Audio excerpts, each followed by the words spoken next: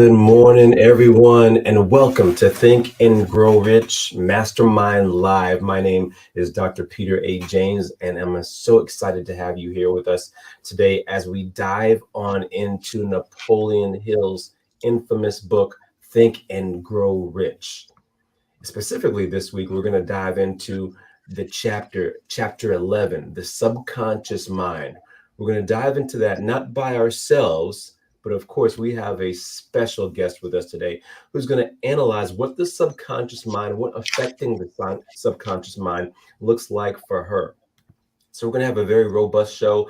Thank you so much for joining us. Thank you so much for your questions, your comments, and the chat today. As always, hope you're doing well this Saturday morning. But I'm not alone. As always, I have a partner, an angel partner with me today. Galen Bingham, good morning, sir, the leadership strategist. How are you doing today? Fantastic, man. Welcome back. Welcome back. It's been a while. We seem to keep missing each other, but this is a great topic. This is going to be a great chapter. This is one of those chapters where if you don't handle this right, it could actually hijack all of your goal setting, because the subconscious mind works day and night. And it works on the things that you feed it. It also works on the things that happen to dominate it based on neglect. And I like the way the author put it: positive and negative emotions cannot occupy the mind at the same time. One or the other must dominate. It's your responsibility to make sure that positive emotions constitute the dominating influence in your mind. Here, the law of habit will come to your aid. So you literally have to put in work to make sure that you've got positive affirmations, some sort of positive response to those negative and self-limiting beliefs that we all have from time to time. So a lot of times people will think that the subconscious mind is just there, and I can just kind of let it do its thing. Well, you can, but you might not be happy with the result if you just let it do its work. So we've got to really put in some effort to make sure that the subconscious mind is acting on things that we want it to act on. So I'm really, really excited to get into this chapter. I'm excited to talk to our guests, because this is at the cornerstone of realizing the goals that we set for ourselves. Love it. I love what you mentioned there, Galen, about intentionality. We don't often realize the negativity that's seeps into our subconscious on a regular basis. We don't really recognize that, we're being inundated by these messages, media, social media ads that affect our negativity. Actually, I was reading an article just the other day how crime in the U.S. has actually been going down over the years. But all we get from the reports on a regular basis, how crime and violent crime continues to go up. But that's what sells. That's what sells. I wonder how we can switch that narrative in our own mind today, but also moving forward overall. Galen, how do you go about doing that? Again, it comes back to that line that I just read about positive and negative emotions can't occupy the mind at the same time. I like to say it defies the law of physics. So when I recognize that I'm down, I'm negative, I'm not as positive as I normally try to be, I've got a set of affirmations that I go to that just snaps me out of that state that I'm in. And so I would encourage everyone to do something similar. You can identify when your energy is low, when you're not responding as positively as you would like. You need to have some sort of mantras or affirmations that will snap you out of it. Because I find, for me, once I'm in that space, it's hard for me to work myself out unless I had some go-to responses. Yeah, good stuff. Good stuff. Definitely want to acknowledge our guest, our audience who is with us today. I see Renette, I see Colette, I see Doretha. As always, good morning to you all. Hope you are doing well. Would love to hear and read how you all continue to impact your subconscious on a regular basis. What does intentionality look like for you as you move forward around that space, around that framework? But Galen, we're not alone. While we don't have the master wealth builder with us today, Ann McNeil, she's out probably doing great things. We do have a very special guest with us this morning.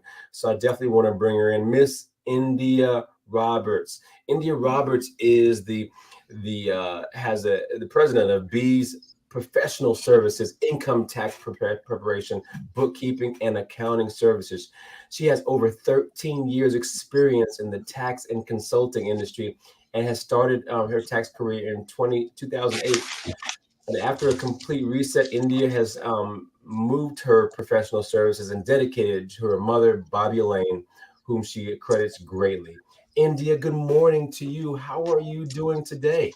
I am well, and thank you so very much for that wonderful introduction. And thank you guys so much for allowing me to be on this platform.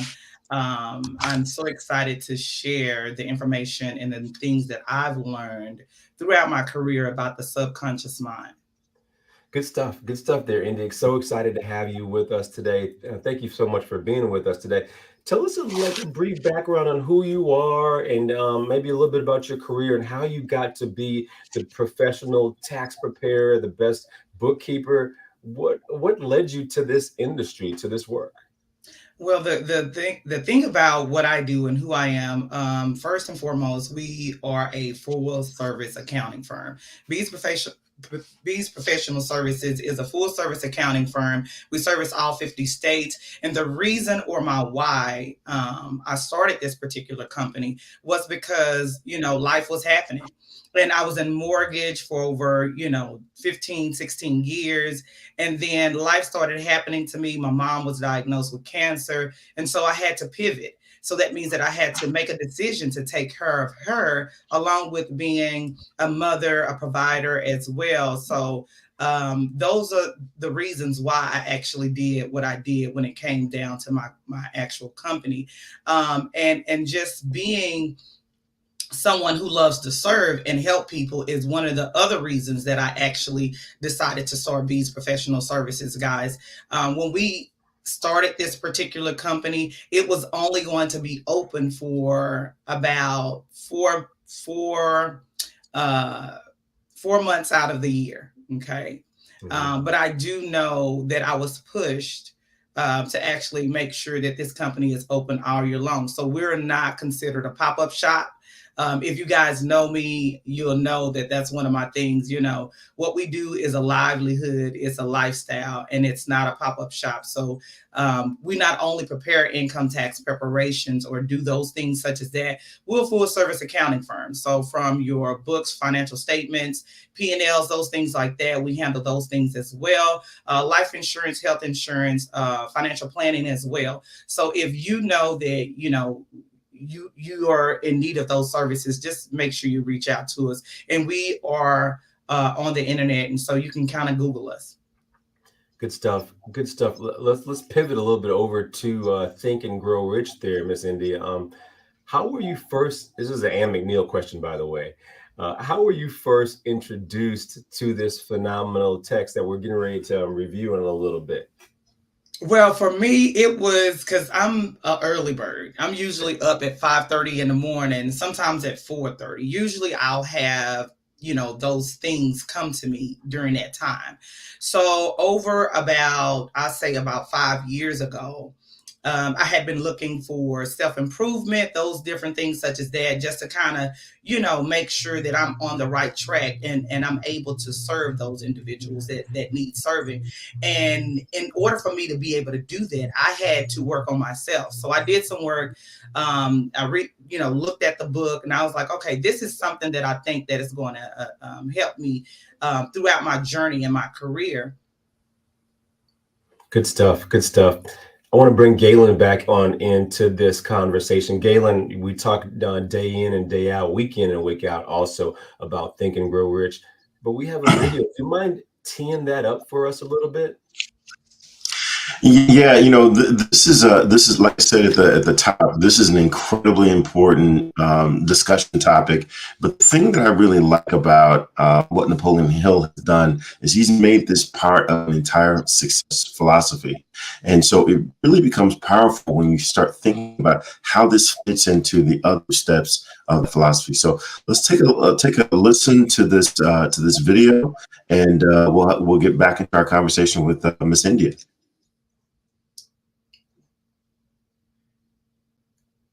Number 1 is desire. Napoleon Hill said that everything starts with a burning desire, a compelling reason for doing what it is we do.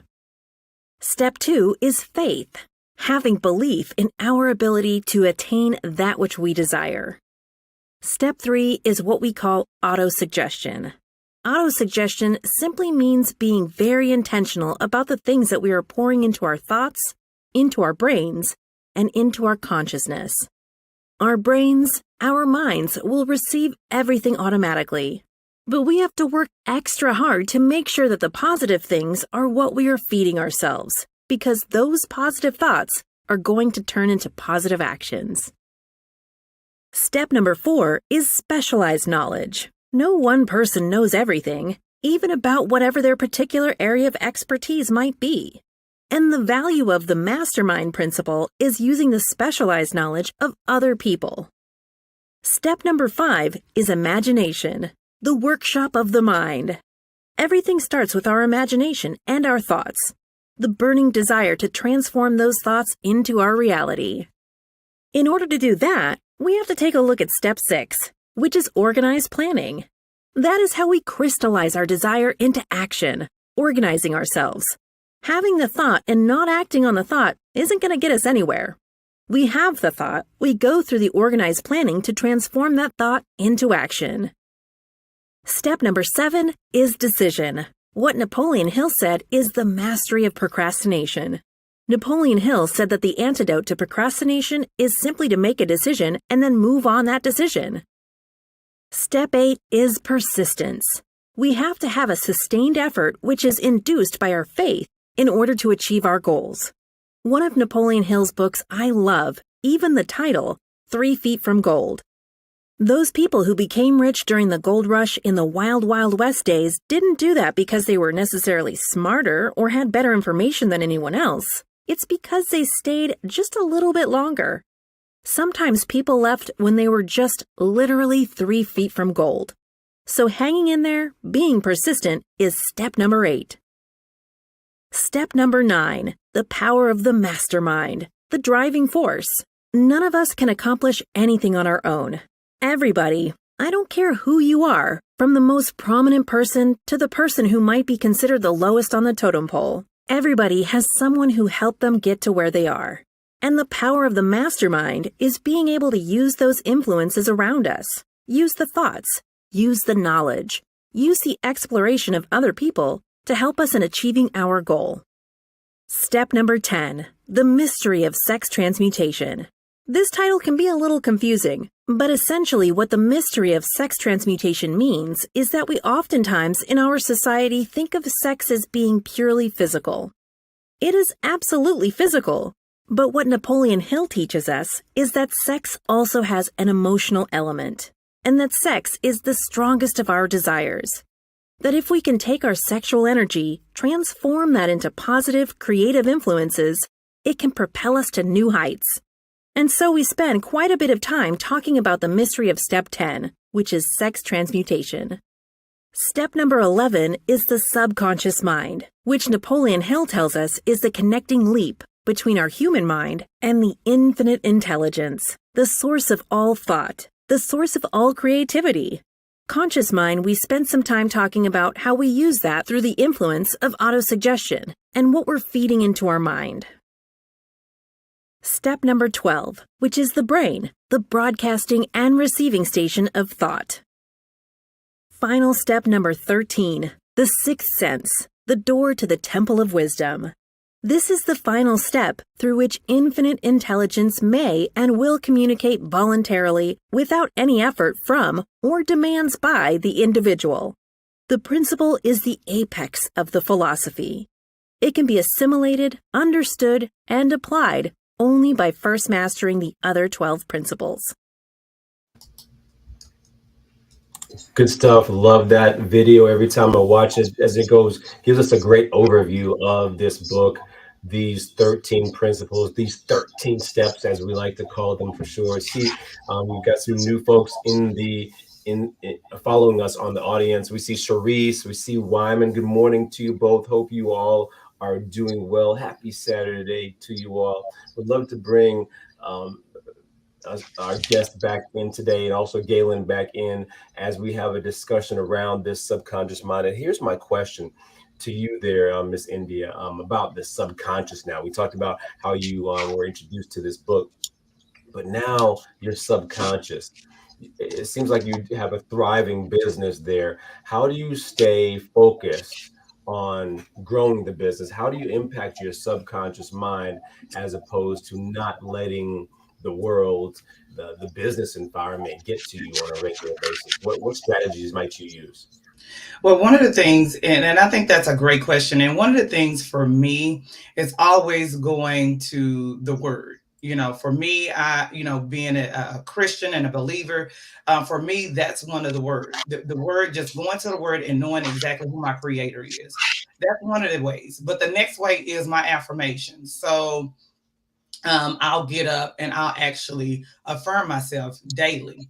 I look myself in the mirror and tell myself that, hey, even though a storm is here, it doesn't dictate the future after the storm. So that's part of me making sure that I do what's necessary, because the subconscious mind, a lot of people don't know, it actually it makes up about 95% of your brain power. And a lot of people don't know that, your conscious mind, it's always going, but your subconscious mind, it works more so than your conscious mind. It dictates where you're going to go in life. It dictates how your business is going to flow. And you can really recognize what that looks like by the way your business, the ups and downs. Okay. So I know when it's time to do something different is because guess why? The receipts start going down, right? And if you're a business owner, you'll know what that looks like. Or either when the receipts go down, the mood goes down. That's what I say. So that means that it's something in me that I need to do differently in order for me to actually get those receipts back up.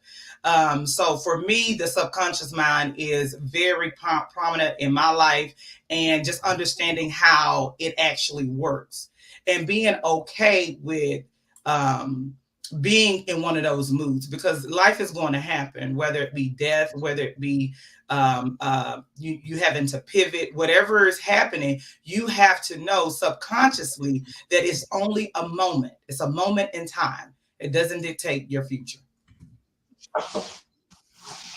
Good stuff, Galen. I want to bring you in. I've been asking all the questions, man. I gotta get you to ask India and put her on the spot with some serious questions.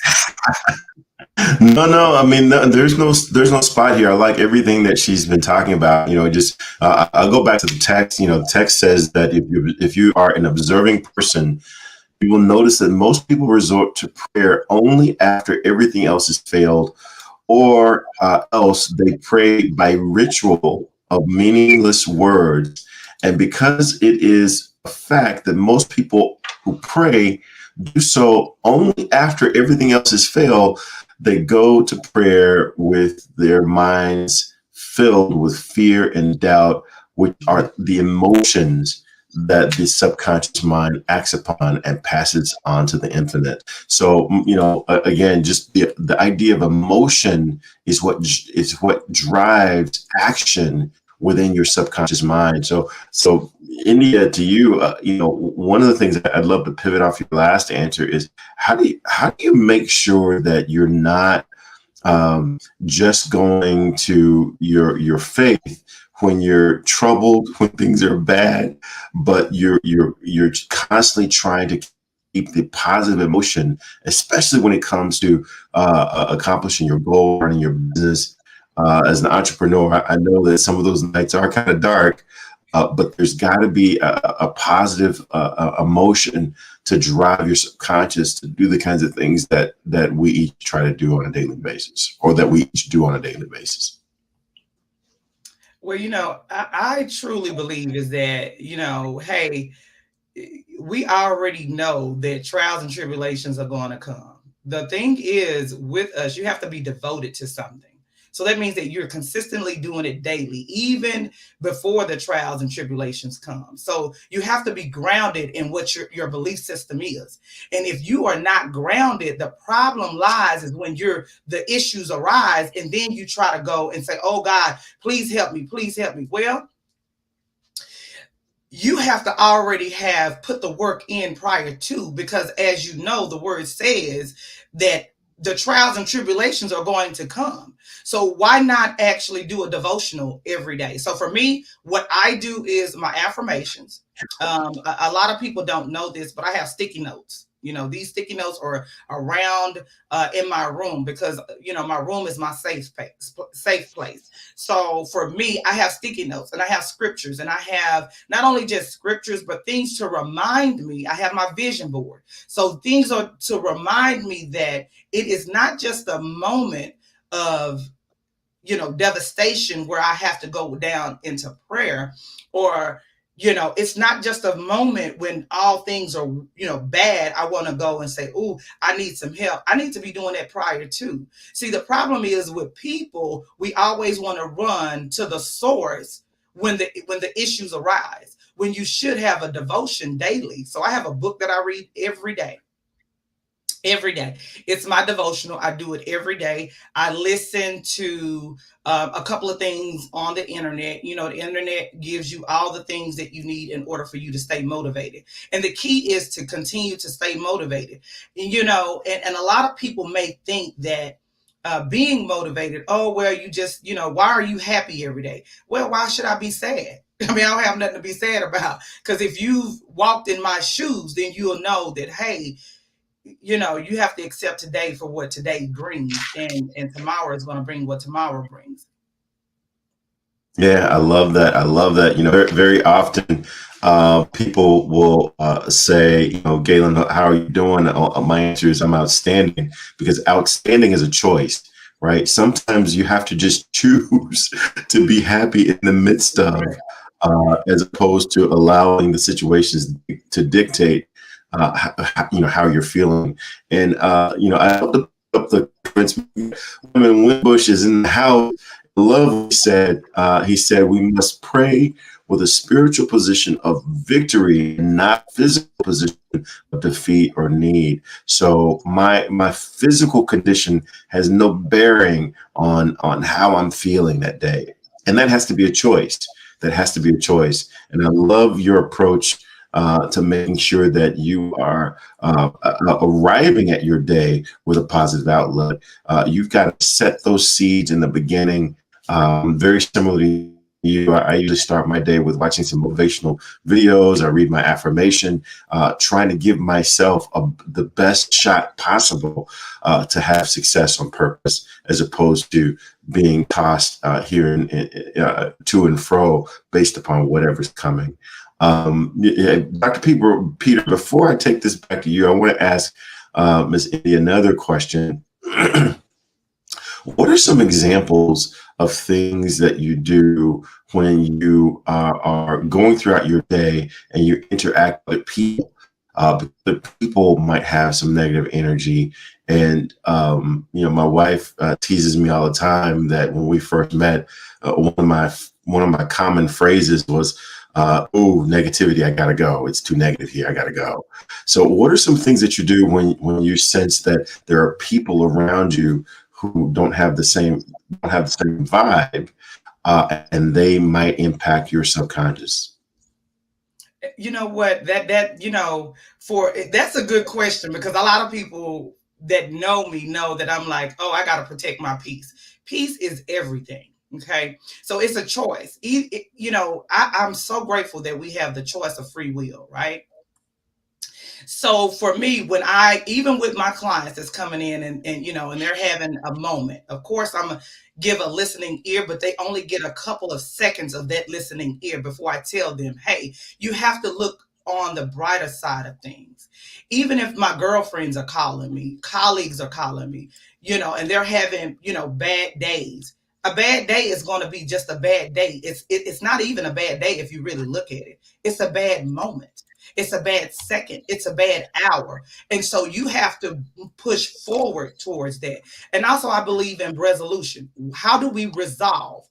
How can we move past this? And what are you going to do to prevent this from happening again? And that's one of the reasons why I always start out my day with my affirmations, because, and reading my devotional, getting into my word, because as you know, the day is going to come with some of those things, those trials and tribulations, as I stated before. But it is up to you to have the full armor on. And if you don't have the full armor on, I promise you something is going to rock your boat. And I'm not saying this to say, oh, I don't get rocked. Oh, I've been shaken. Okay, I've been shaken, but the difference between the shaking, the rock, and myself is that I know exactly it's only a moment, it's a second, it's an hour. It doesn't dictate the rest of my day or the rest of my or remaining of my life. Even in loss, and you guys, you can look at my story or what have you, but even in loss as a young woman, losing my mother, and that's all I knew because she was a single parent. Even with that, yeah, I had a whole 5-6 years because I was pregnant with my now 10-year-old when she passed away. So even with that, I knew, it's a lifelong journey, but I cannot stay in that. I had to pull myself up by the bootstraps. I had to make sure that not only I'm taken care of, but also the people that's around me, including my business. So one thing that I want you guys to understand is that don't allow the moment, the second, the hour, or the day, if you call it a day, to stop you from actually giving gratitude or being in gratitude. And that'll take you a long way. Wow, Dr. Peter, she's taking us to church, man. What else? What questions do you have? Yeah, good stuff. Good stuff there, Miss India. Thank you so much, and actually, good insight. I love how you rebound. I was thinking about the question, and you even answered it before I had the chance. Circumstances, challenges, roadblocks, obstacles, and hurdles—they're just part of our journey on a regular basis. And it sounds like that you have, when experiencing them, you have a recipe for overcoming, for going through them, over them, or around them. How does Think and Grow Rich? How does this book play into that? I know you mentioned it earlier, but would love to hear about how that has influenced. I heard also the affirmations that you have around you. What about Think and Grow Rich? Where does that play into this schematic for overcoming? And the book alone itself is just like a recipe. Okay, so if you follow the recipe, if you know how to cook, which I mean, I'm still working on that, but I can burn up something in the kitchen, as I always say, but it is a recipe. And if you follow the recipe with the instructions, you will be able to move forward in whatever it is that you're trying to do. Okay, as we talk about the subconscious mind, a lot of people are not well aware of what the subconscious mind does for you, and how it affects and effects everything around you. Okay, and it brings your reality into place. So wherever you are in life, and if you haven't had an opportunity to read the book itself, I strongly recommend for you to go ahead and do so, and take it week by week. Don't try to read the book in its whole entirety. Take one chapter and study on that particular chapter as a weekly lesson. And Think and Grow Rich actually has improved the way that I think, the way that I see things, the way that I handle certain things in my life, especially when it comes down to the subconscious mind and understanding how to get a handle on that. I mean, it's easier said than done. A lot of people can say, a lot of people tell you, oh yeah, you have to have a positive attitude. It's more than that. It is more than that. Sometimes you have to clean. You got to do some cleaning. And that means that you have to have realization within self to know what needs to be cleaned. And that means that you have to either let something go, remove something, okay, and take ownership.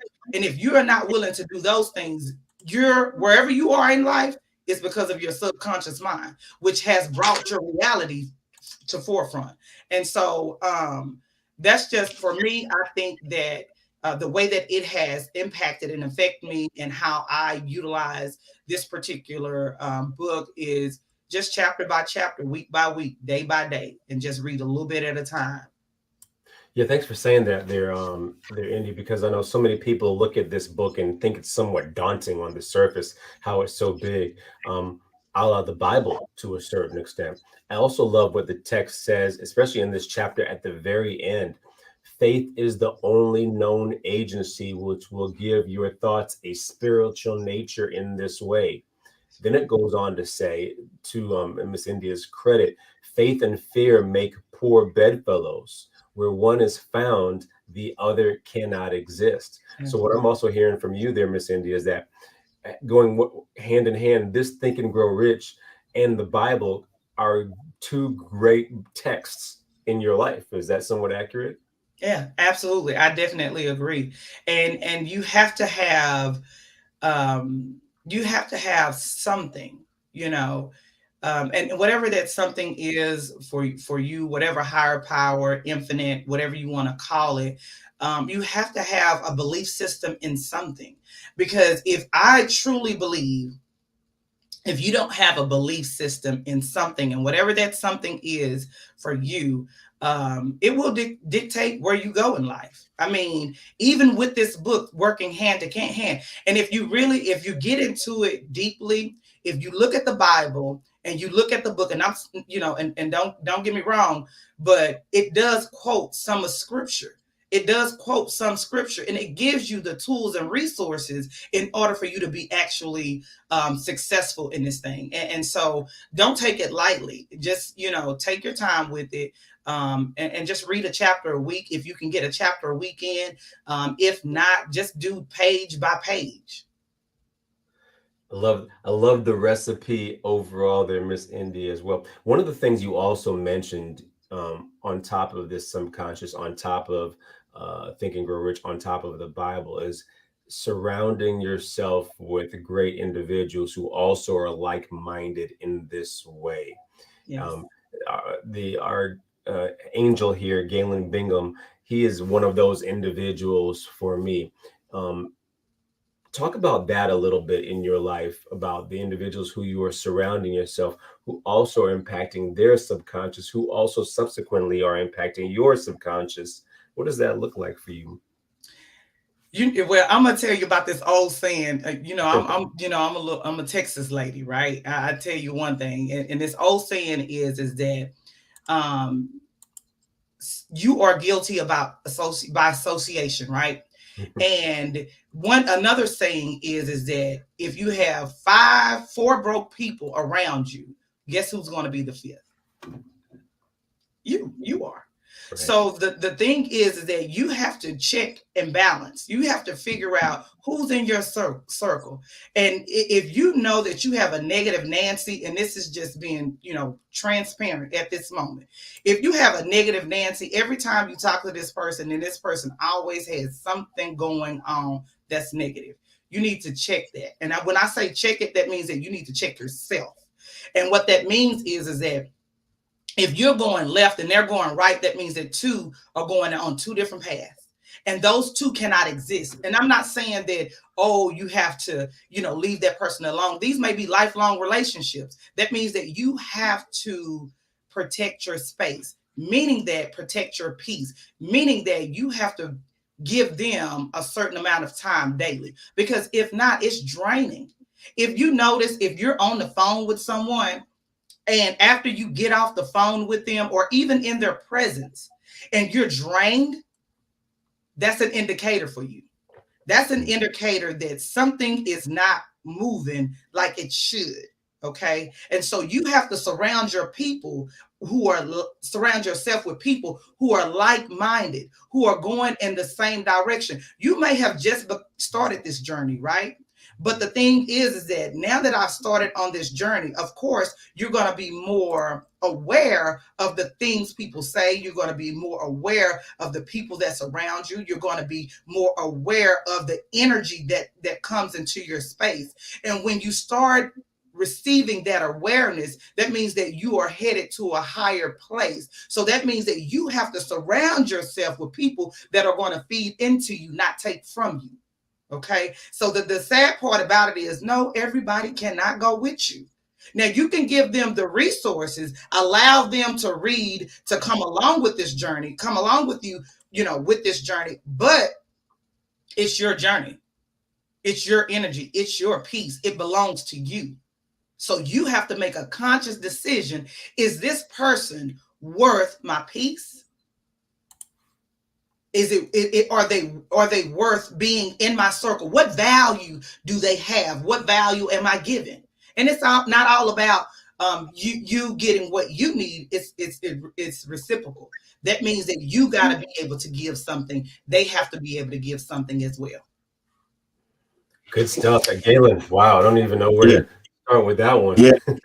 Yeah, I want to jump in there because one of the things that India just touched on is how this has a bigger impact than just money. And a lot of times people will read the title of the book and they think that this is just about accumulating money, because that's how they define riches. And while that is part of it, it's broader than just defining riches as money. There are actually 12 enduring riches that Napoleon Hill talks about. Positive mental attitude, sound physical health, harmony in human relations, freedom from fear, hope of future achievement, capacity of applied faith, willingness to share blessing, labor of love, open mind on all subjects, self-discipline, wisdom to understand people, and then the 12th one is financial security. So back to what what you just shared, this is how you accumulate any of those things, and all of those things that we just mentioned. You've got to, as Wyman put in the chat, you got to be proactive around making sure that you've got people around you who will support these things that you're trying to accomplish, as well as prepare your subconscious mind with affirmations, because the subconscious mind, that's where the action comes from. It doesn't come from your conscious mind. Your conscious mind just calculates and assesses, but your subconscious mind is what actually drives behavior. So if you're not actively investing in creating the influences that you need in your subconscious mind, then you're just fooling yourself into thinking that you're actually progressing. So very, very important. What's your reaction to that before we go on to the next topic? India, what's your reaction to this idea that your subconscious mind drives riches, however you might define it? However you might define riches, it's not just relegated to money. And that is absolutely true. A lot of, and people always, and not always, but I wouldn't say, because everybody is in a different stage in their life, right? And I strongly and I truly believe that, this book will equate or equip you with what it means to be wealthy. Not just rich, but wealthy. It's two different things, to be rich and then to be wealthy, right? Wealth is legacy. That's legacy. And your legacy is the people that you touch, not just your family, right? It's not just the people that you're going to leave or the people that's coming behind you. It is the people that you serve on a day-to-day basis. And what that means is that sometimes, of course, we all want the Lamborghini. We want the Prada, the Gucci. Everybody wants that. But the thing is that that's rich. What does your wealth look like? And for me, it's always going to be, who do I serve? You know, who needs me, and what capacity do they need me in? And with this particular book, it will teach you what that looks like for you, and along with your affirmation. If you don't have affirmations, you can reach out to me. I have a ton of them. I'm willing to share those things for you and with you. um, but the thing is what I want you all to realize and to understand: you can be either two things. You can be rich or you can be wealthy. Either way, it's going to equate to some type of monetary enjoyment, right? Either way, it's going to equate to something that you have left behind or you have gained. The thing is that you have to determine which one you want to be, or where you want to be at in life. Or if you're okay with where you are, that's perfectly fine. Don't allow what other people are doing to project on where you are now, in the now. And so I think that it is up to us to make sure that we enlighten individuals that it's okay to be where you are, and just move from that. I love it. I love it. Hey, one of the things I want to bring everyone's attention to, something that you just talked about, is just the importance of surrounding yourself with people who will speak life into your dreams, speak life into the things that you say that you want to accomplish. And one of the first places that I went to that I was able to get a big major dose of that was this annual meeting. So every year, the first week in January, uh, hundreds of like-minded people descend on Boca Raton, Florida, in order to get a big dose of what it takes to really live out these principles, what it takes to really step into the goals and dreams that you have. So, Lisa, if you could put up the other image, because we want to make sure that people, how they get in touch with this annual meeting, and just make sure that you are there in Boca Raton, Florida. That's where you can find like-minded people. That's where you can find mastermind members. That's where you can find accountability partners. And in order to come, not only do you pay the small registration fee, but you are required to bring your life in writing. So you have to build an annual report as if you were a corporation, an annual report of what you did the previous year to achieve your goals, in order to give your investors confidence that you're going to do what it takes for you to achieve your goals for the upcoming year. So right now, very, very incredibly low price of $99 as an early bird special. But the money isn't even the block, the hurdle. The hurdle is, are you willing to take a deep dive look into your life, what's working, what's not working, and then have other people hold you accountable to doing things that you need to in order to accomplish these goals once and for all? So I would encourage everyone to be a part of that annual meeting. Dr. Peter, I know you've been there a couple of times. What's your take on this annual meeting?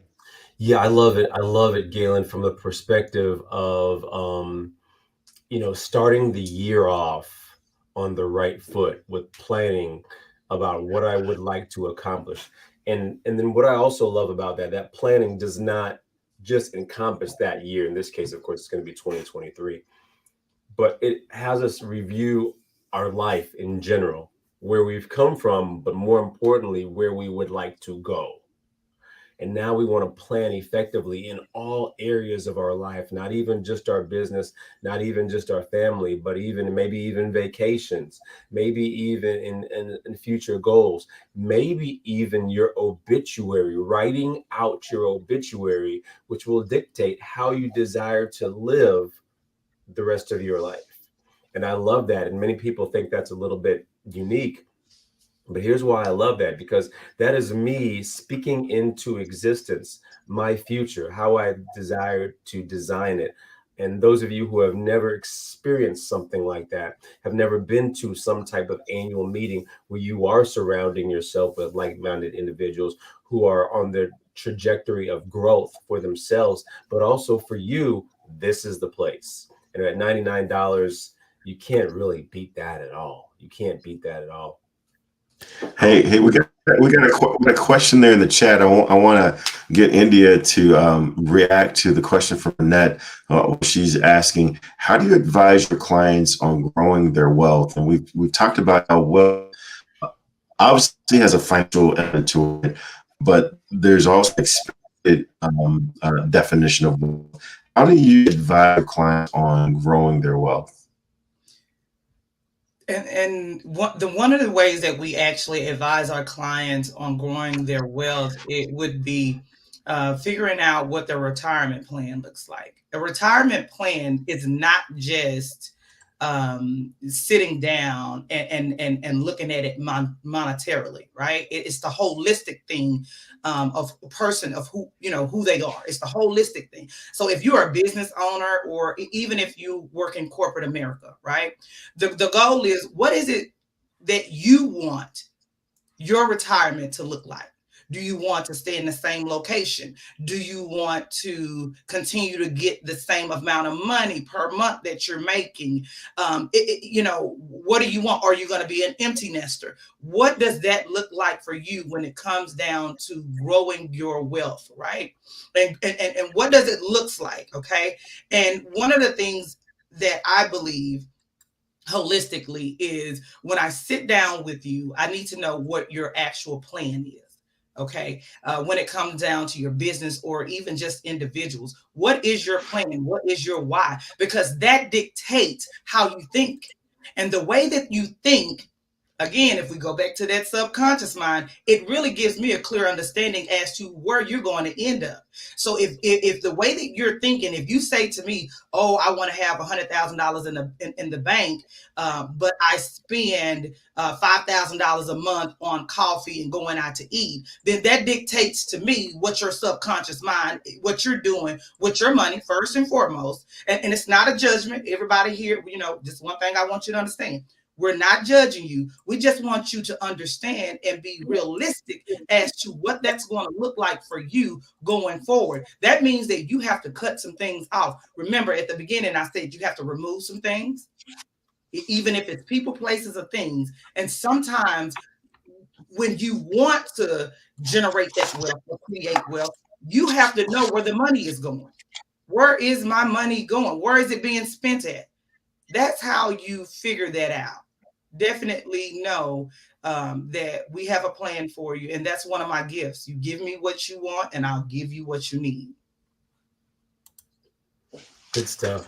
Good stuff there. Good questions there coming in from the audience. And thank you so much for that insight, especially from your industry there, India. We're getting close to our time for sure. I want to make sure that we go around the room and talk to people.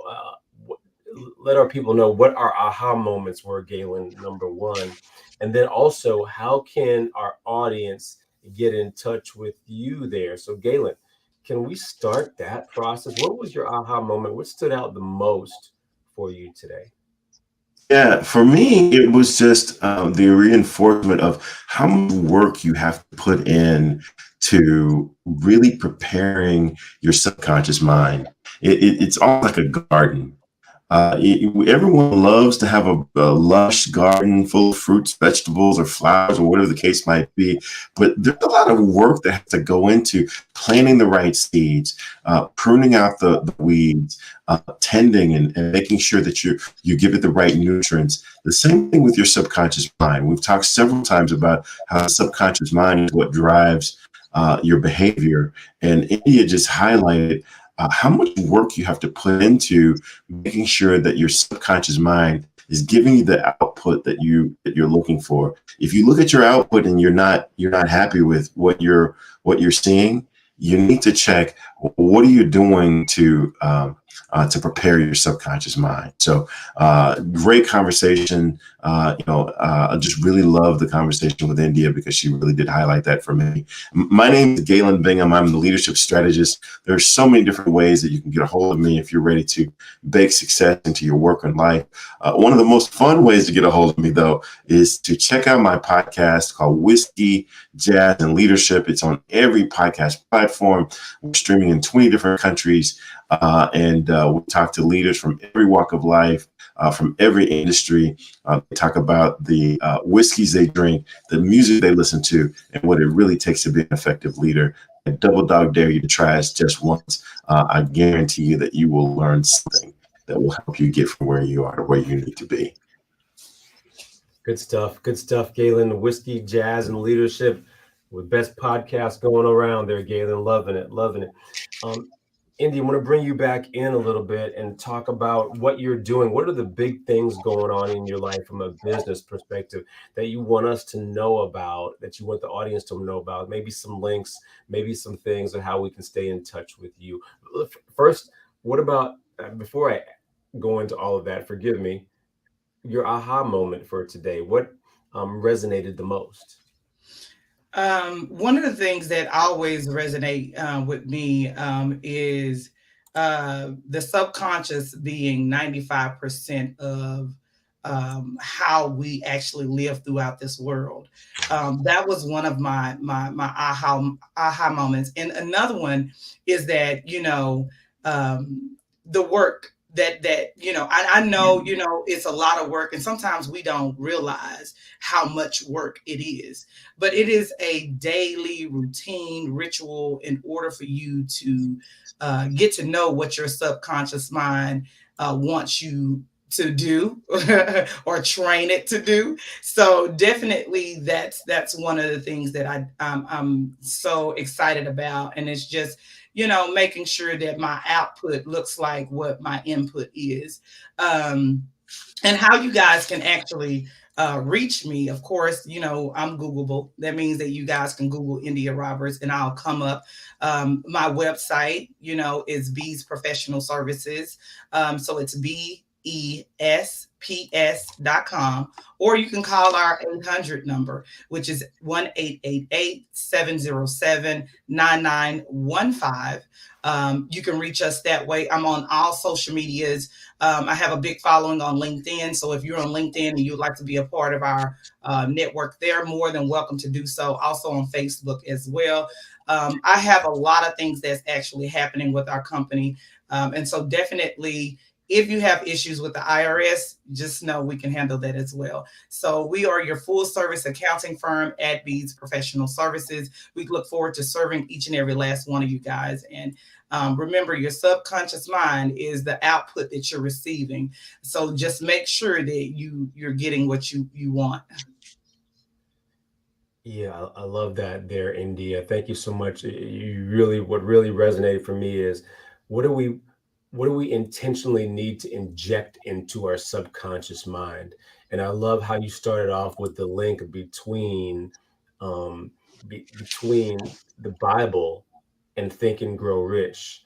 And we don't often connect the two, or connect even faith to Think and Grow Rich, faith in general, not even the Bible, but the faith that is needed to affect our subconscious, which will affect our actions and our behaviors as we continue to move forward. So thank you so much for bringing that even more to light right out the gate today. Definitely want to thank our audience, our listeners, our watchers this morning. We have Renette, who asked a phenomenal question. We have Wyman, of course, dropping those value bombs on us. Doretha, Cherise, Colette, thank you so much. Who else am I missing on the chat? You all have provided some good insight and some good richness for today's show overall. Thank you also, Renette, for the tweet that you so graciously put out for us to acknowledge our show on Twitter. That's so awesome. My name is Dr. Peter A. James. I am the high performance coach helping you to shift your mindset. You can find me on any social media platform at Dr. Peter A. James. That's at DrPeterAJames.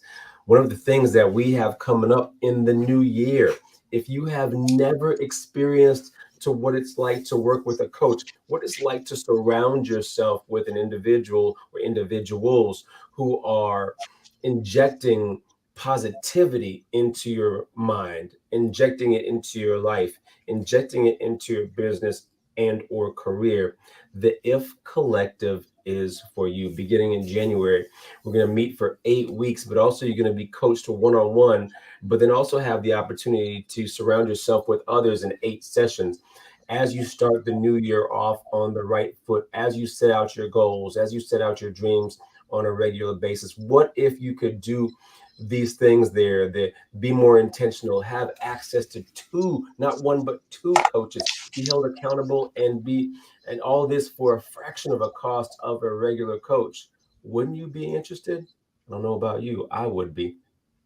So definitely consider the If Collective. Let me know if you have any questions about that. Let's do some final parting shots as we get ready to wrap up. Galen, let's start out with you. I know asked you for your ahas earlier. What do you want to leave the audience with today as we wrap up? Yeah, your success is your responsibility. And I would say that anyone could have fortune accidentally. If you happen to walk into a gas station and ask for a lottery ticket, you could accidentally have success. But can you be successful on purpose? The principles of this book, and this chapter in particular, talks about how you can create success on purpose. So I would just encourage everyone to join us every week as we go through this book. But more importantly, get a copy of the book for yourself and start going through it. As India said, go through it principle by principle, week after week, and you'll start noticing a difference in the outcomes of your life. Yeah, great stuff. I'm going to also drop something in here that the text says, and I'm going to pass it over to India in just a minute here as well. I'm going to reiterate the text of Think and Grow Rich, as it mentions that negative and positive mindset cannot operate in your brain at the same time. They just can't. You have to replace it, be intentional about injecting that positivity, that faith into your mindset. And so be conscious of what that might look like for you. Be conscious of who you're surrounding yourself with. And let's ensure that you are operating on the right trajectory moving forward, being intentional, even of those family and friends who you think are saying the right things, but maybe saying the negative things as well. India, take us home with a value bomb for our audience, if you could. Okay, and so I want to leave you guys with this quote, and it is, "As a man thinketh, so he is." Okay, and it has a lot to do with, what do you really think about yourself? How do you really see yourself when you look in the mirror? If you are not satisfied with what you see that's looking back at you, then 2 things need to change: the way that you think, and you need to start reading to do some self-work. So that means that it doesn't mean that it's bad. It's just that we just got to do a little bit more work. And don't feel embarrassed if you haven't reached that plateau. Matters where you are in life. Just know that you're still here and you're able to actually reach that plateau. So I respect all of you guys. Good luck with what you're trying to do. And just know, get the book, read it day by day, second by second, hour by hour. Don't let it overwhelm you. Create some affirmations, and understand that you are worthy.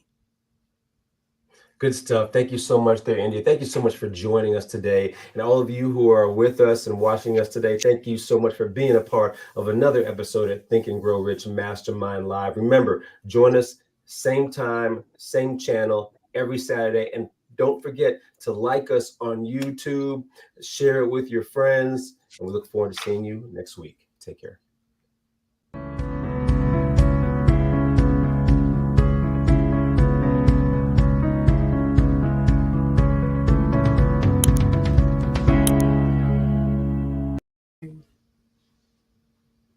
Why am I supposed to do that?